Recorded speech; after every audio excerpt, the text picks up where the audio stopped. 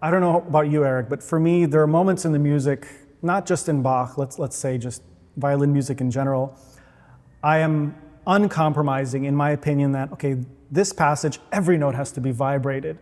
And it just, every note cries out to be vibrated and to be sung. Like there's music like this, I'm sure you'll agree. And then there are other parts in Bach where I can't listen to a line where every single note is vibrated. Like I just hear it differently. And so I find that to be very interesting, and that's worthy of investigation. Like why in this melody do I feel vibrato, and that melody like I'm waiting for something else? Do you ever have moments like this? Well, it changes time to time. So one day I might feel one way, and the next day I might feel slightly differently. That's true. And it's also a matter of degree, because a lot of times with the vibrato, there's sometimes a tiny bit of vibrato I would like to hear, sometimes a lot more, and it depends on the way the approach is. So for a particular person's personality, their sound, even the space in which they're playing, I actually prefer different interpretations. This is true. Yeah, and in like a space like this, we're in a somewhat reverberant space, and if I played Bach in this space, I would just start defaulting to less vibrato or more notes without vibrato. And something that happens also a lot with orchestras is that if you have a home hall, you develop your playing around the space. So if you're around a lot of beautiful cathedrals or churches, what works with vibrato in a very dry space might not work as well in those spaces. So you can vary the approach in terms of the amount and the degree based on the acoustics. And I think that's kind of a very interesting thing to think about is, are most of the performances of Baroque music that we appreciate and love coming out of certain spaces, or are they something that's more of a product of just the approach and it's just so convincing? And the romantic approaches, are those developed in spaces that are for larger halls or smaller halls? Maybe there's nothing related at all, but that's a very interesting question to look into. Yeah, and if I imagine recordings of, let's say, Heifetz or Schering or even Oistrakh, I think they had mics pretty close, microphones were pretty close, relatively speaking, and they didn't have these extremely wet, reverberant acoustics. You know, they weren't recording in a church, that had a 3-second reverb. Yeah. Especially Heifetz, he would often play with an RCA 44BX microphone, one of those. We're getting technical. Yeah, but we both love that stuff. So Yeah. It's a ribbon microphone, which is a bit warmer in sound, and he would have this one really close, very close up, so you could hear the personality Absolutely. of what he was creating right under his ear to some degree as a listener of the recording. And I think with that arrangement of microphones, that close, getting back to the point of like why I want to hear something a certain way, I want to hear vibrato, I want to hear nuance. This is maybe why Heifetz did that, because he wants people to hear all the little details that he's doing. And then on the other hand, if Heifetz was like 20 feet away from me in a reverberant church, I would love it less than if I was standing right in front of him and I can really hear little nuances.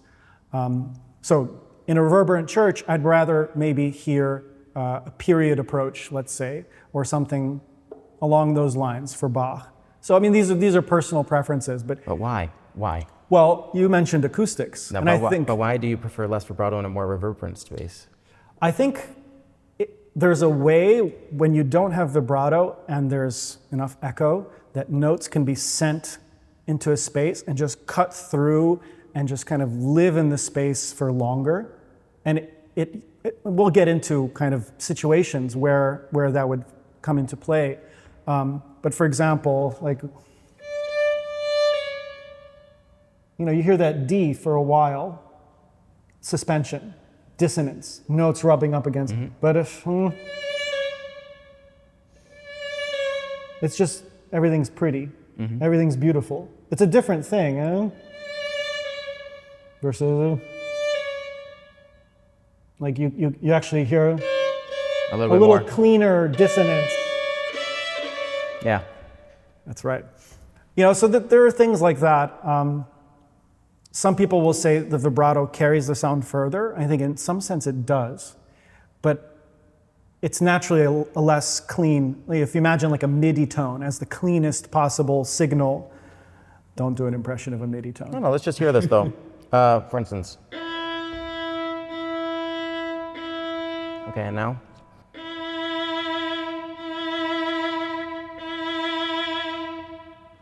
Well, the problem is a lot of things change, not just the vibrato. But that's the thing, the vibrato changes the bow.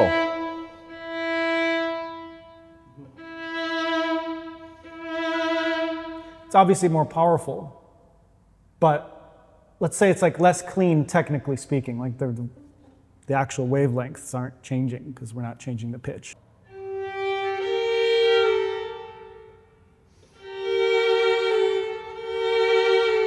It's a different sound, right? Yeah, and then to take it even one step and make it more confusing. Or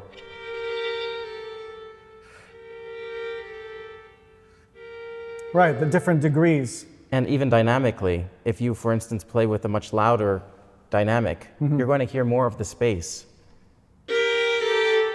Like you hear more of that. You're interacting with a larger space. You are interacting more with the space. And the softer you play, actually, the less of the space you bring into the sound in a lot of cases. And something so interesting is the amount of the space that you hear in the sound is also based on the volume or the amount of sound that you're producing on the instrument. The more sound you produce, the more of the space you hear, the more the reverb or echo. Yeah, this is something I think many violinists don't get a chance to do very often. You know, we spend so much time in the practice room, we don't get a chance to practice in a space that has, you know, the kind of acoustics of a church or somewhere, a concert hall. It influences the decisions that we make as violinists. As you know, I recently had the privilege to spend a few days working with Pinchas Zuckerman. I didn't play for him, but he was playing for all of us. And Yes. we were discussing all sorts of things. And as you also know, he conceptualizes vibrato as a sort of release. And he talks about that it's a release. And I was thinking about that, and obviously you can make the case that it's a release physically, like there's a physical quality of vibrating, and that is a technical thing, that think of it like a release and it won't be tense. But then I started thinking, like, what if it's also a release musically? It begs the question, what are we releasing from? You know, it's a release of something. And the perpetual dichotomy in music is tension and release. You know, harmony is essentially based on that, whether it's tonic dominant or, you know, a suspension or some kind of thing. So I wonder what you think about that. So from his perspective, if you're vibrating every note and a vibrato is a release, what is it a release from? Or is it just physically a release, not like musically or conceptually? I think he might, I mean, I don't want to speak for him, but Right, I think we he can't. might, but I studied with him a bit. I do think he might have physically, of course, the release. So it's both physical, but also the sound. Because when you sometimes push down very hard and you don't have any vibrato, it doesn't allow your sound to a certain kind of release. Yes. You hear a lot of great violinists doing or like there are notes that are next to each other. One is vibrated, one isn't. I think a lot of it has to do with singers. So for some approaches of playing the instrument, it's imitating a singer. And when singers sing, they generally either have a vibrato all the way through or they have pretty much no vibrato all the way through. Very rarely do you hear great opera singers where they vibrate super wide and do all these notes, and then all of a sudden there's one note they're doing It's in hard straight to stop tone. it, yeah. Yeah, it's except intentionally. They generally think of that as a release, a way to keep the vocal cord going Right. in a certain way. So I do think it's worth thinking about why is everyone doing what they're doing. Yeah. Some people base it on the human voice and what they think the reason a singer is doing it, and singers have different reasons for why they do things. Of course, you can't say it's one way or one other option. But another thing is some people just think, well, vibrato just sounds better. And some people think, well, when I just use vibrato, it just covers up the important message of the music and takes away from maybe what I'm doing in the bow. So everyone has a different perspective of what they think is important. For somebody else, oh, maybe back then they weren't using vibrato in quite the same way. It was maybe more of an embellishment, some would say. So then, okay, I want to play it the way the composer intended at that time, at that moment. But then somebody else would say, well, if they had the instruments we have now, they might not have wanted to do exactly the same approach. They might have wanted the vibrato. Right. And I don't think we actually know for sure one way or the other. I'm just glad we have all these different approaches. What I like about your approach is that it gets us out of this kind of this team versus that team mentality, which I think everyone is tired of.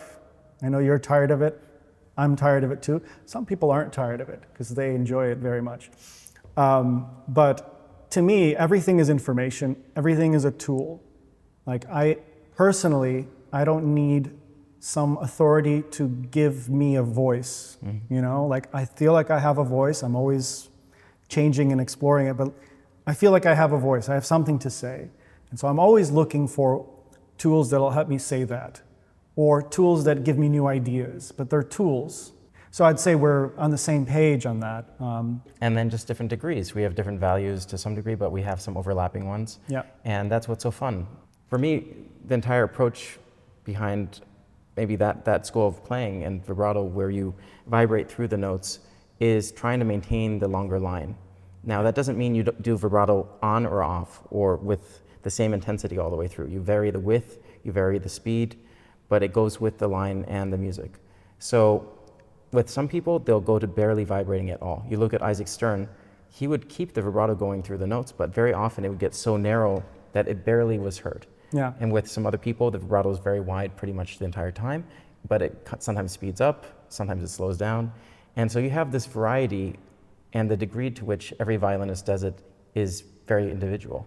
As you mentioned, this school of playing, and of course there are, roughly speaking, some schools of playing, this idea of vibrating through a passage. You know, if we have,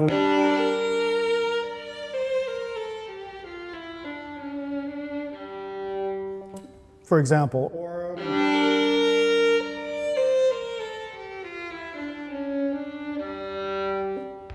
in the context of a vibrated line, one note can destroy it if it's not vibrated. Or if it's on the wrong note, especially. If you have Yeah. like a,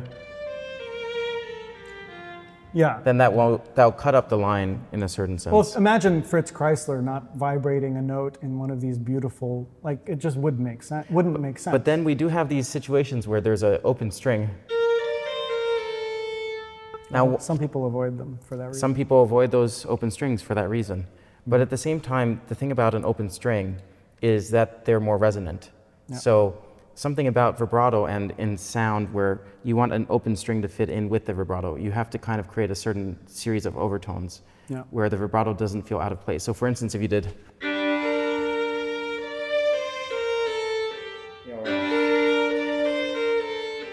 you know, you kind of, You have to be sensitive to it. and so it changes the amount and degree to which you do certain and make certain choices. And that's what's so great about that one approach. Now, of course, there's the approach of varying it completely with the bow arm and keeping the vibrato as minimal or almost as none as possible.